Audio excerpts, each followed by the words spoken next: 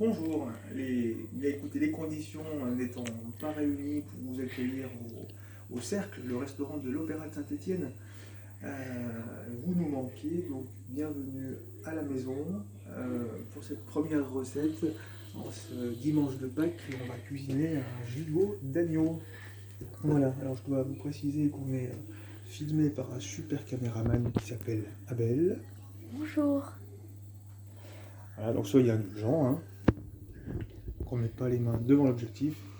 Donc ce gigot d'agneau, on a les mains propres, on le sale, sur toutes les faces, on va le poivrer.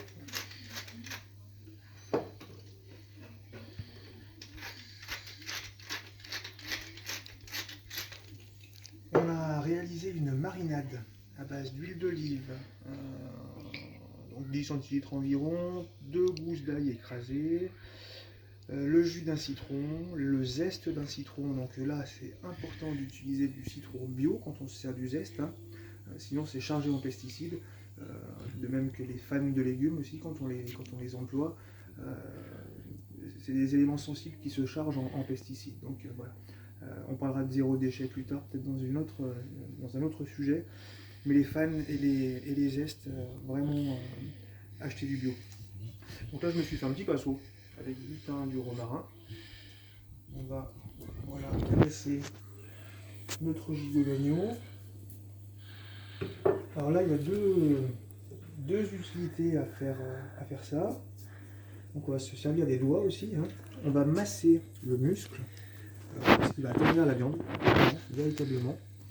Et ça nous permet également d'assaisonner en profondeur.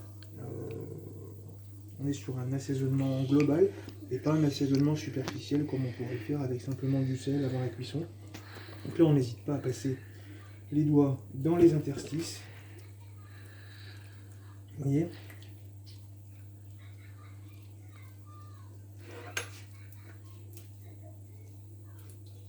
On va mettre notre cocotte à chauffer, une cocotte en fonte, avec 3 cuillères à soupe d'huile d'olive.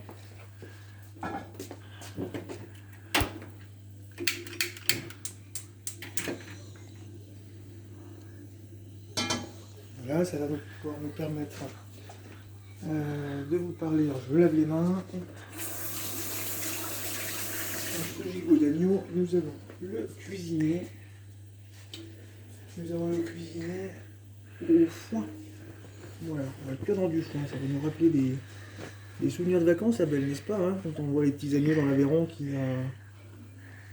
galopent et qui courent dans le foin. Donc voilà. Alors là, c'est un foin du Mont-Mézin. Moi, j'avais un peu peur d'eux quand même. Oui. Donc là, c'est un foin du Mont-Mézin. Alors, c'est une altitude particulière, le Mézin.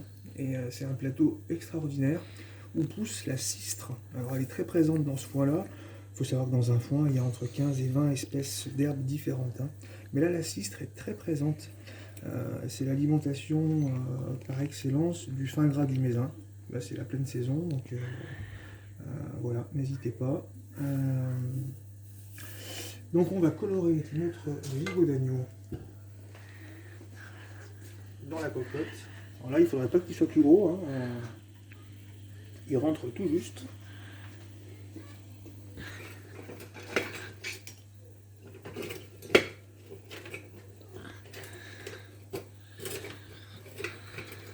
Et alors, donc on va colorer le gigot d'agneau, ajouter le foin, et ensuite on va les glacer avec un bouillon de légumes.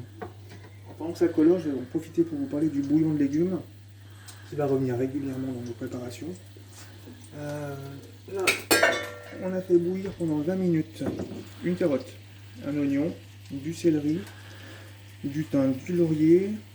Moi j'ai mis une étoile de badiane parce que j'aime ça, 3 graines de cardamome, une branche de céleri, je l'ai dit. On peut ajouter des queues de persil, puis après c'est un petit peu au goût de chacun. Si vous aimez le fenouil, on peut mettre une branche de fenouil, on peut mettre plein de choses. 20 minutes de cuisson, c'est la règle. Mia. Et ensuite, on filtre.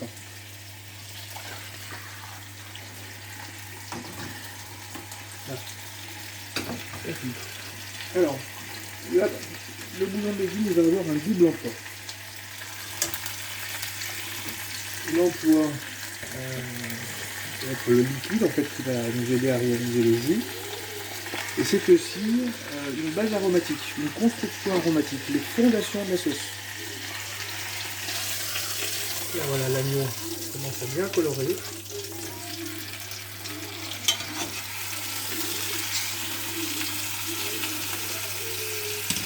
Alors pas trop de coloration non plus, hein, on ne cherche pas à avoir une grosse caramélisation, mais simplement une enveloppe. Et là, Abel, il va falloir filmer, on va pouvoir s'y prendre comme ça. Quoi, de la viande avec du caramel? Vert. Alors, la caramélisation, c'est le changement de couleur. Ah, Donc là, l'agneau, voilà, on va le débarrasser. On va ajouter, je vais bien filmer la cocotte, on va ajouter le foin.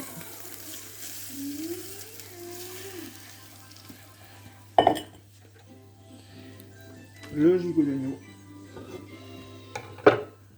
On va remettre sur le feu.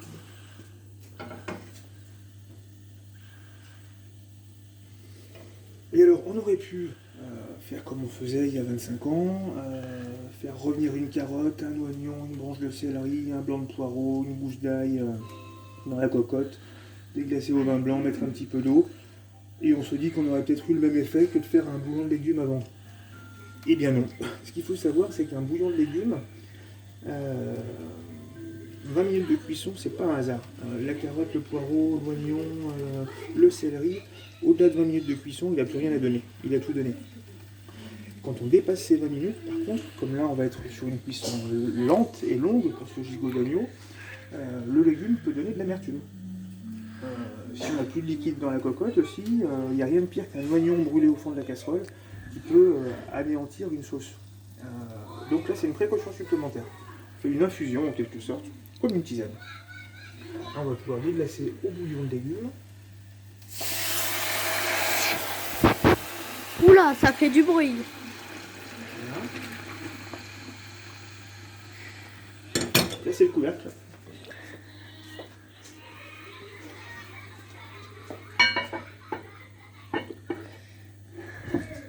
Et on va pouvoir enfourner.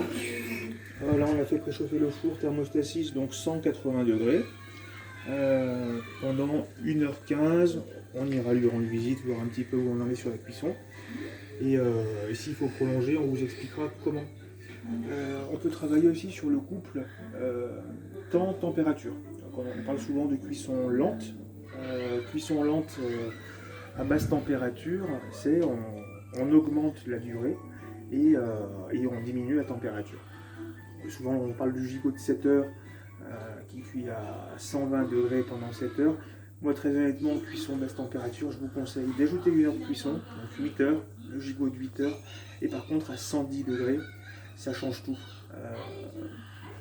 Plus on diminue la température, et plus le taux de perte à la cuisson est bas. Là ce sera une cuisson classique, donc on va perdre 30% de matière qui va s'évaporer, hein, donc on aura une cuisson classique. Cuisson basse température, quand on a le temps de le faire, sur du 8 heures à 110 degrés, on va perdre moins de 10%. Donc moins d'évaporation, donc plus de tendreté et plus de plaisir. Voilà. À plus tard.